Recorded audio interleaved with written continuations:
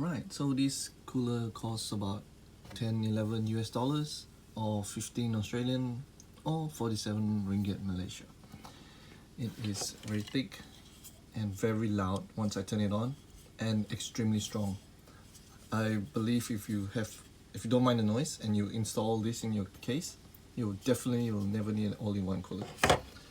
Okay, let's turn it on.